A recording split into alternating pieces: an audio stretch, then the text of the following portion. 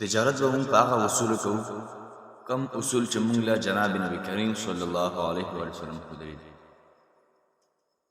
که مونږ چېرته تجارت د هغه اصولو خلاف وکړو نو بیا هغه تجارت نه دی. پیسې دې وګټلې، مال دې زیات کړ، خو په دغه پیسو کې برکت نه وي، ځکه چې دغه پیسې خو دې وګټلې خو په هغه طریقه نه کوم پیغمبر ښودلی. عزتمندو، جناب نبی کریم صلی الله علیه و آله وسلم یو ځل اوښان واخیستل په نه د تجارت باندې. نو یو غلام له یې وسپارل او ورته ویې فرمیل چې غلام، زما څه نه څه کار پېښ شوی دی او دغه اوښان خرڅ کړه. خو په دغه اوښانو کې یو اوښ هغه عیبجن دی، په پښه باندې ګوډ دی. نو که سوداګر راغلل نو ټول پې خرڅ کا، خو په دغه یو اوښ کې غیب دی، دا ورته ښکاره کړه، ورته ووایه چې دا په نیم قیمت باندې، یعنې د دغه نورو اوښانو په نسبت باندې دا عیبجن اوښ دا په نیم قیمت باندې واخله. جناب رسول الله مبارک ته لاړ، نو څه سوداګر راغلل او د غلام سره یې سودا جوړه کړه. خو په دغه وخت کې د غلام نه دا خبره هیره شوه چې ما له خو رسول الله مبارک فرمایلي وو چې په دغه اوښانو کې یو اوښ غیبجن دی، دا په نیم قیمت خرڅ کړه. د دغه غلام نه دا خبره هیره شوه.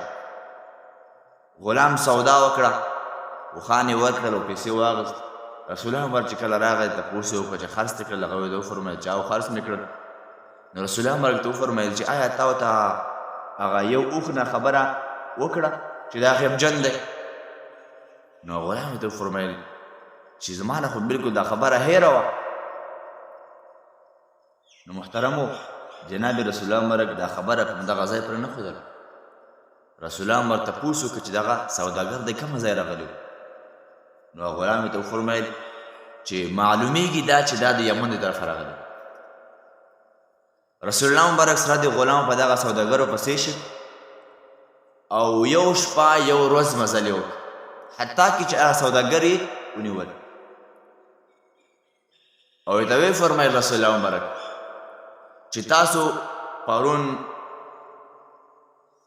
اوښان وغیره اخیستي وو که نه وو اخیستي؟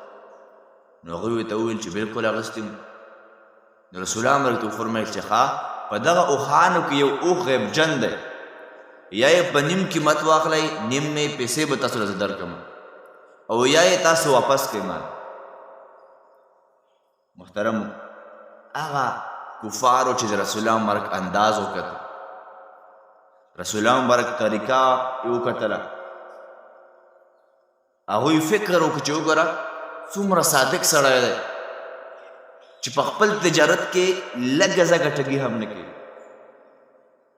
دا که مونږ تاسو وای نو مونږ بلکل تپوس نه وای کړی، مونږ خوشحاله وای چې زه هغه نقصان ده سروی زمونږ نه په پوره قیمت باندې واخیست. نن سبا خلک په منډیو کې قسمه طریقې کوي، یو څیز چې هر څومره عیبجن وي هغه مونږ نه ښکاره کوو، حال دا چې مونږ له رسول الله مبارک دا تعلیمات نه دي ښودلي.